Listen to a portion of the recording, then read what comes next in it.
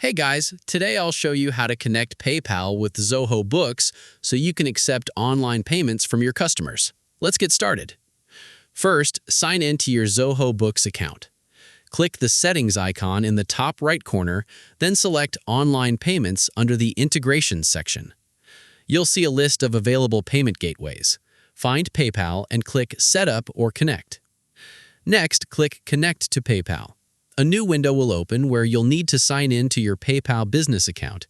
Enter your login details and authorize Zoho Books to access your PayPal account.